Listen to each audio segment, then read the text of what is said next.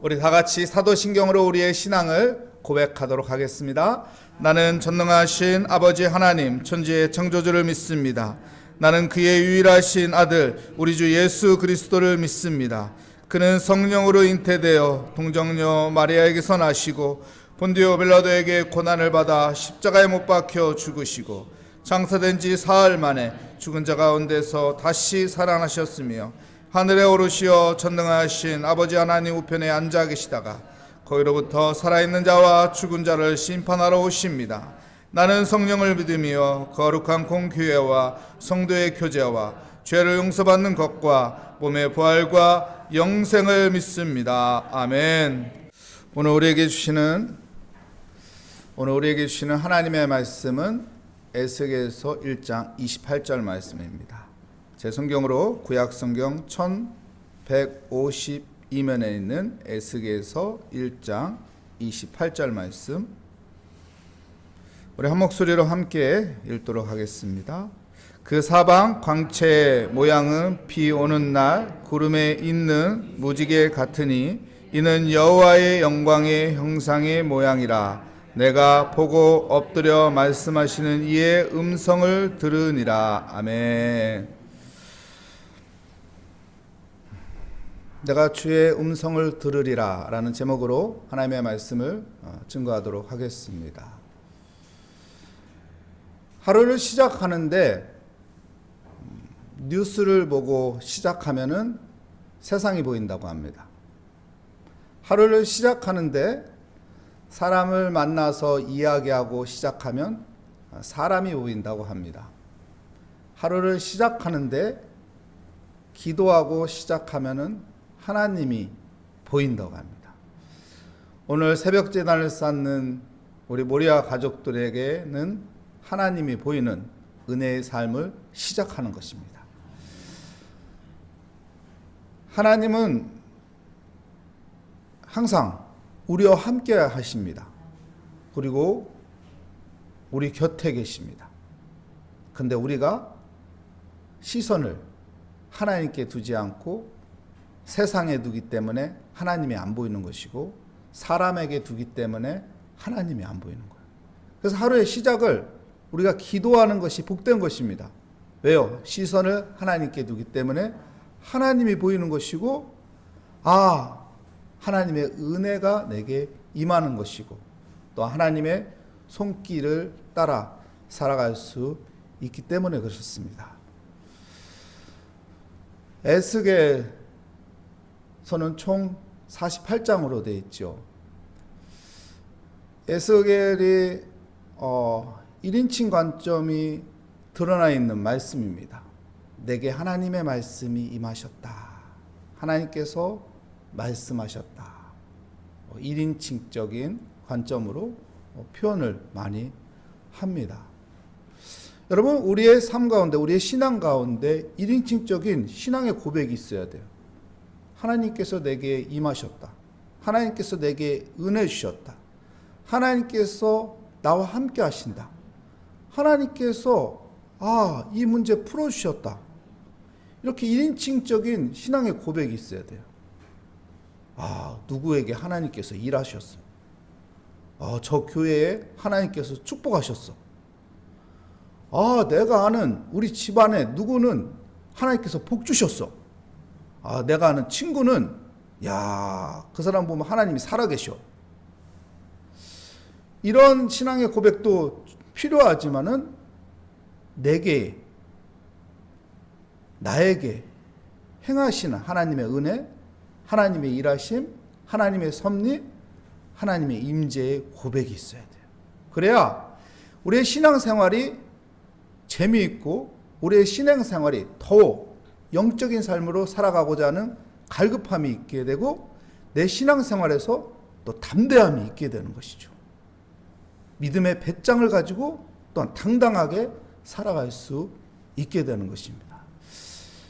그래서 하나님을 만나야 합니다. 예수 그리스도를 만나야 합니다. 영접해야 합니다. 오늘 또 예수 그리스도와 동행해야 합니다. 자꾸 이런 선포의 말씀을 하는 것은 그것이 복된 삶이고 그것이 은혜의 삶이고 그것이 기쁨의 삶이 되기 때문에 그렇습니다. 에스겔 환상을 보게 됩니다. 하늘의 문이 열리고 환상을 보게 돼요. 우리가 1장을 보면은 에스겔이 본 환상, 하나님을 보게 되었는데 앞은 사람의 얼굴이고 오른쪽은 사자, 왼쪽은 소, 뒤는 독수리. 이런 형상이었다는 거예요.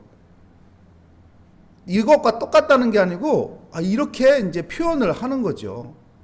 그렇잖아요. 아프리카에 있는 사람이 한 번도 콜라병을 못 봤는데 콜라병이 앞에 딱 떨어지면은 이걸 어떻게 설명하겠어요?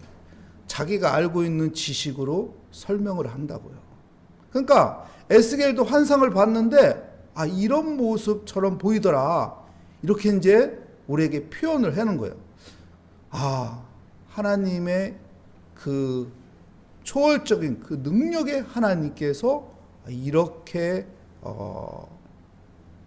표현을 에스겔이 하고 있구나, 이렇게 보면 되고요.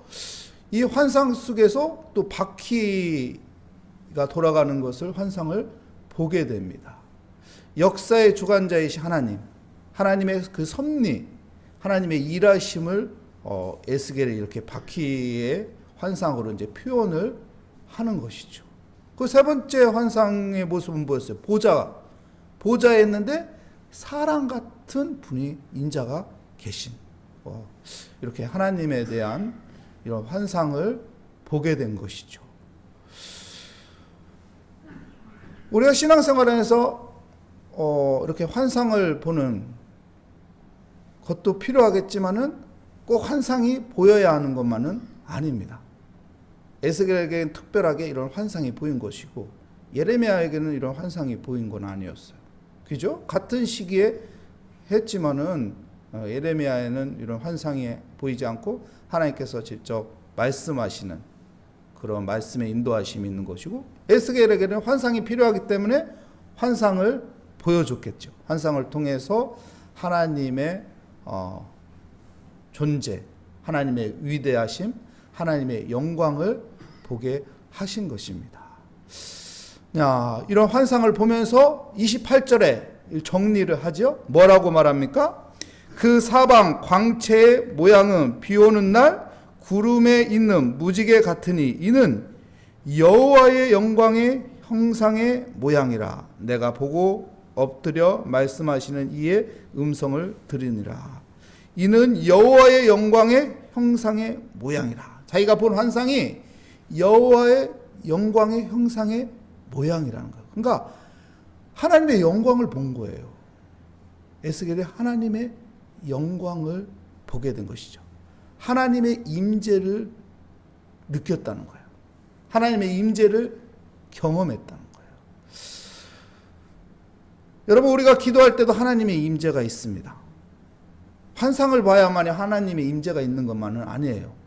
환상이 안 보여도 내 육적인, 영적인, 정신적인 그 감정을 통해서도 이 영적인 감각을 느낄 수가 있어요. 그래서 하나님이 내게 오늘 은혜 주시는구나.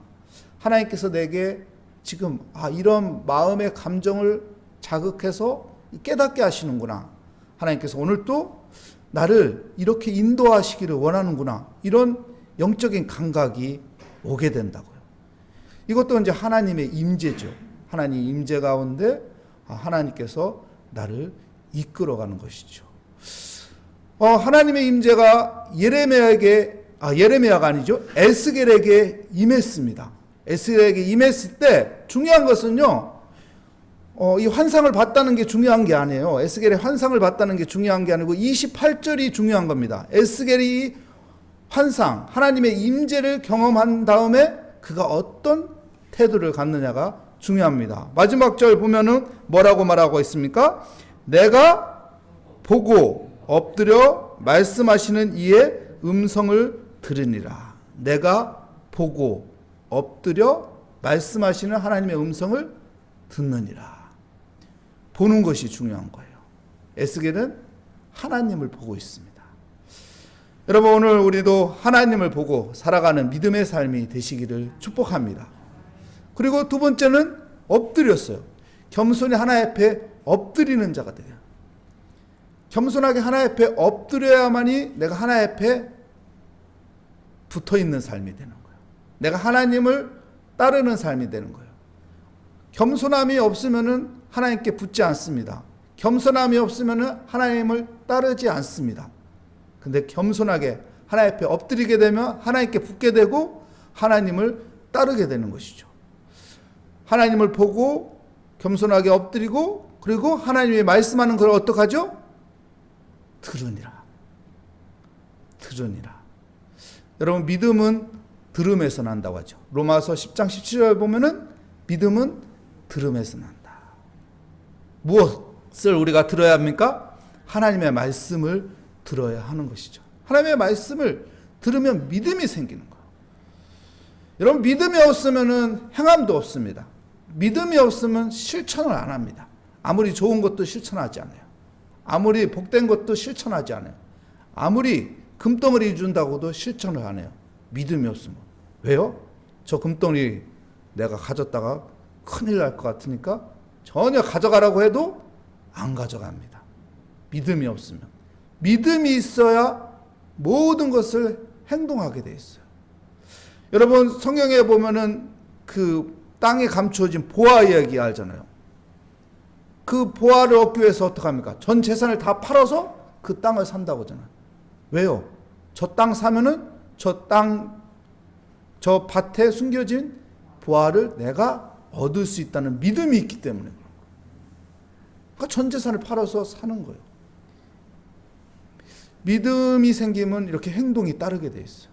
근데 믿음이 없으면은 여러분 절대로 행동이 따르지 않습니다. 그래서 믿음이 먼저 앞서는 거예요. 믿음이 채워져야 하는 거예요. 믿음이 자라야 하고 믿음이 커져야 하는 것입니다. 여러분, 믿음을 키우는 사람이 되시기 바랍니다. 믿음이 자라는 사람이 되시기 바랍니다. 그래서 그 믿음으로 내가 행함으로 하나님의 은혜를 누리는 그런 믿음의 사람이 되시기를 축복합니다. 에스겔은 하나님을 보았고 하나님 앞에 겸손히 엎드렸고 믿음을 갖기 위해서 하나님의 말씀을 듣습니다.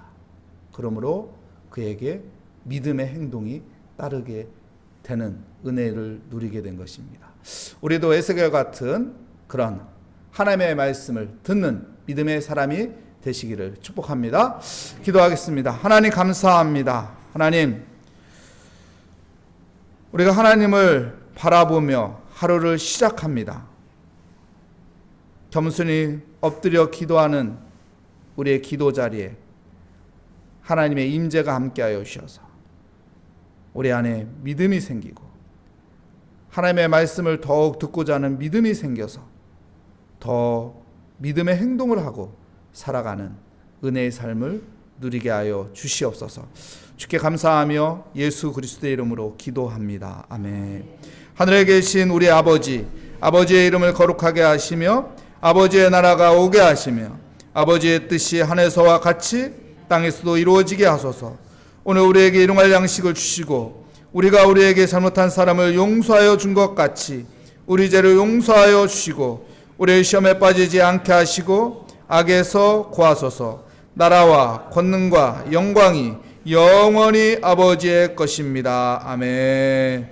오늘 말씀을 다시 한번 생각하며 하나님, 내가 믿음 가운데 살게 하여 주시옵소서. 주의 말씀을 듣고자 하는 믿음의 눈이, 믿음의 귀가 열리게 하여 주시옵소서. 우리 함께 기도 제목을 주께 올려드리며 기도하도록 하겠습니다. 주님 감사합니다. 오늘도 새벽을 깨우며 하루를 시작하게 하여 주시니 감사합니다. 하나님, 주님 바라보며 오늘 하루를 시작합니다. 오늘 우리의 삶 가운데 하나님이 보이며 하나님 인도하시는 믿음의 삶을 살아가게 하여 주시옵소서.